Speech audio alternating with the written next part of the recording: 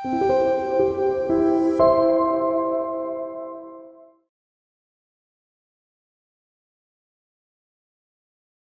제가 주식보다 그러니까 부동산을 훨씬 더 권유하고 있는 중에 가장 큰 부분은 뭐냐면 일단 부동산이라는 건 실물 자산이잖아요.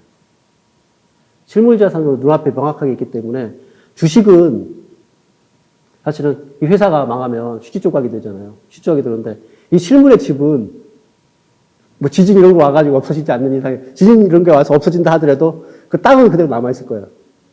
그 땅에 대한 것들은 그대로 가치 있기 때문에 결코 그 가치가 50% 이하로 떨어진 적은 없어요. 인류 역사를 놓고 보면. 50% 이하로 떨어진 적이 한 번도 없거든요. 그렇기 때문에 안전자산이기 때문에 안전자산에 대해서는 확실한 믿음을 가지고 나갈 수 있는데 주식은 사실은 어느 순간에 잘못되게 되면 판단이 잘못됐을 경우에는 나락으로 떨어질 수가 있는 부분이 있잖아요. 그래서 저는 주식에 대한 부분들은 좀 권하지 않았고요. 부동산을 더 권하고요. 특히 직장에 다니면서는 특히 더 권했던 이유 중에 뭐냐면요. 부동산은 한번 사놓고 나서 기다리면 돼요. 별로 그렇게 저희 와이프 수포자가 할 정도니까 별로 그렇게 머리 안 써도 된단 말이에요. 근데 이 주식은 사실은 회사의 실적이 어떻게 되느냐, 회사의 매출이 어떻게 되느냐, 회사의 이익이 어떻게 되느냐, 여기뿐만 아니라 지금 현재 사실 물가 때문에 기준금리가 올라가면서 주식이 지금 폭락하고 있잖아요. 그러면 거시경제마저도 알아야 되잖아요. 그러니까 다양하게 공부해야 될 것들이 너무 많아요. 그러니까 공부해야 될 부분들이 주식이 100이라고 그러면 저는 부동산 한 1밖에 안 되는 것 같아요. 주식을 하다 보면 자꾸 주식을 보게 돼요. 사고 팔고 마음대로 하니까. 그래서 소심한 A형 같은 경우에 요즘 잠 못 자고 있을 거예요. 떨어지기만 하면 그 사람의 인간적인 심리상으로 손실에 대해서 더 많이 신경이 쓰인단 말이에요. 올라간 거는 당연한 거고요. 손실되는 순간에 마음이 신경 쓰여서 직장일에 집중을 못 해요. 그러니까 근로자로 살아가면서 직장일에 100% 집중해야지. 그러니까 근로소득의 가치를 저는 폄하하려고 이런 앞쪽에서 얘기했던 부분이 절대로 아니에요. 근로소득은 인류가 해왔던 모든 가치 중에 최고의 가치를 제공하는 소득이라고 저는 생각을 하고 있고 그 소득을 갖다가 버는 부분에 대해서는 충실해야 되는 게 맞는 거예요. 뭐 다 아는 사실이니까 말씀드리면 제가 이제 롯데를 나왔지만 롯데가 사실은 그 모든 사업의 기반을 만들어갔던 부분도 그 부동산이 많이 작용을 했어요. 특히 제가 이제 롯데마트잖아요. 롯데마트는 점포 하나 오픈하잖아요. 그럼 점포 하나 오픈하면 이 점포 오픈한 부분을 그걸 갖다 부동산 개발을 하게 되면 여기서 영업해서 얻는 이익이 따르고요. 그 부동산 개발했던 그 개발로 얻어진 이익이 따로인 거예요. 근데 비중상으로 놓고 보면 사실은 부동산 개발이 훨씬 더 커요. 그러니까 저희뿐만 아니라 제가 다녔던 회사뿐만 아니라 단지도 마찬가지고요. 제가 지금 저희 건대 축산대학에서 박사과정을 겪고 있는데 그러다 보니까 이제 그 돼지 업체들, 돼지 이제 농장 업체들 이런 업체들 우리나라에서 큰 농장 업체들 그 S 업체라고 있어요. 다 대부분 다 아실 만한데 S 업체도 여주에서 농장을 했는데 그분이 돈을 벌었던 건 뭐였냐면 여주에서 대단히 농장을 하니까 그 땅이 가격이 올라가니까 올려서 가격을 팔고 또 뒤로 물러나가지고 거기서 또 땅을 농사를 짓고 그 돼지 농장을 하고 있는데 이 가격이 또 올라가니까 또 팔고 이렇게 뒤로 밀어나가면서 그 안에서 팔아왔던 부동산 가격의 차익에 의해서 실질적인 자산은 부는 증식은 다 했고요. 거기다 또 한 가지 그렇게 편안하게 장사하고 영업을 하니까 그 품질에 대한 경쟁력도 이런 것들이 더 좋아지잖아요. 굳이 뭐 큰 이익을 보려고 이걸로 해서 모든 이익을 내겠다고 덤비지 않고 이거는 비즈니스가 그냥 쳇바퀴 굴러가지고 흘러가도록 만들어주기만 하겠다는 생각을 하니까 이것도 사업도 기본적으로 가치가 올라가고 그러니까 그 S라는 업체는 다시 이제 H라는 그룹한테 높은 가격으로 또 팔았죠. 그러니까 그분들은 그쪽에 몸담았던 그 S의 농장에 하셨던 분들은 지금은 이제는 떵떵거리는 부자로 해서 그냥 편안하게 살아갈 수 있는 모든 조건들을 다 가지게 된 거죠. 근데 이런 사례들이 많아요.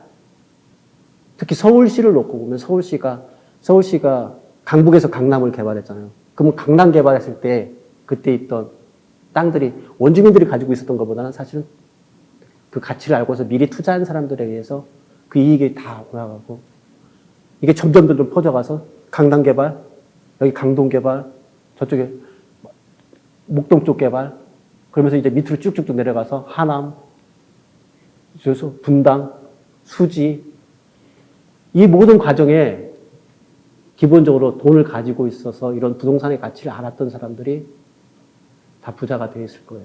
그러니까 예전에 중세대 귀족들 랜드로드라고 부르잖아요. 랜드로드가 뭐예요? 땅의 주인인 거예요. 그러니까 땅의 주인을 가지고 있는 사람들이 부자였고요. 예전에 권력의 중심에 있었고, 그러니까 가장 그중에 많이 가진 사람을 킹이라고 왕이라고 했을 거고요. 그러니까 땅에 의해서 우리의 모든 물질 문명에 대한 것들이 다 토대가 그 위에 다 세워진 거예요. 집마저도 사실은 땅 위에 세워진 상품이라고 보시면 돼요. 제품이라고. 그래서 땅의 가치가 변하지 않는 한은 부동산의 가치는 변하지 않는다는 거죠. 근데 그 가치를 모르는 사람들이 너무 많아요. 그래서 일만 열심히 하면 돈을 벌 수 있을 거라고 생각하는 사람, 이런 사람들이 대부분인 거예요. 제가 이런 얘기하면 불로소득을 꿈꾸는 사람이라고 저를 폄하할 수도 있는데 저는 분명하게 땅의 가치를 모르고 있는 사람이 부자 된 사람들은 없다고 생각해요. 구축만 한 적이 있는 뭐냐면 재건축을 하게 되면 땅의 가치는 그대로 남아있는 데다가 땅의 가치 그대로 남아있는 데다가 재건축해가지고 새 집이 들어오게 되면 그 가치는 더 급상승한다. 그리고 구축은 이제 30년이 다 되어가기 때문에 어차피 재건축은 해야 된다. 다만 재건축이 불편한 점은 몸테크를 해야 된다. 지금도 투룸에 살고 있는 정도로, 그러니까 몸테크에 대해서 기본적으로 하겠다. 그거 다 젊은 날에, 그러니까 제가 그런 얘기를 했었는데, 이 가난은 청년에게는 가벼운 고난 정도인데, 노인에게는 재난이 된다. 그러니까 이 코로나하고 비슷한 것 같아요. 이 코로나 바이러스가 젊은 청년들한테는 그냥 감기처럼 가볍게 앓고서 넘어가는 가벼운 감기 정도에 불과한데 기본적인 지병을 앓고 있는 노인들한테는 오면은 진짜 죽음에 이르는 재난으로 작동을 해버렸지 가난도 비슷한 것 같아요. 그래서 이 가난을 한 살에서 젊었을 때 경험해보자. 이게 가난은 백신이다. 이 백신 1차, 2차, 3차 정도가 맞아놓으면 나중에 노인이 되더라도 아무리 어려움이 오더라도 다 극복해낼 수 있다. 이런 비유를 해요.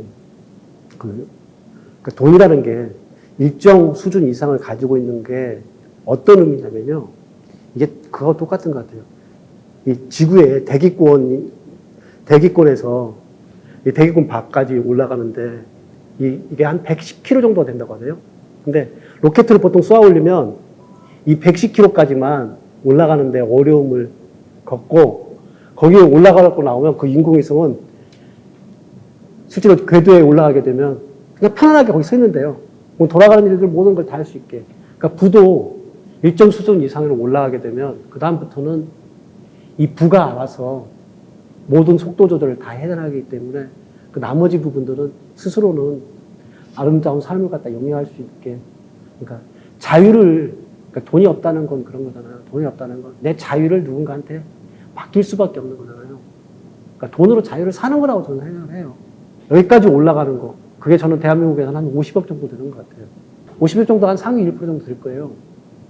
상위 1% 이상에 계신 분들은 사실은 그 갭이 그러니까 여기까지만 올라가는데 힘들지 그 위에 있는 거는 오히려 더 편안하고 그들만의 리그를 즐기고 있는 것 같아요. 그래서 이게 어떻게 보면 자본주의는 돈이 계급이라는 얘기가 많듯이 돈의 계급에 의해서 이런 얘기를 하는 것까지 좀 조심스러운데 그게 있는 것 같아요. 그래서 제 아들들은 그러니까 제 아들 또래에 있는 친구들은 이런 공정한 게임을 해서 이거 알고 있는 거잖아요. 알고 있는 사실을 갖다 그대로 이용해서 여기까지 올라가는 것들을 해야죠.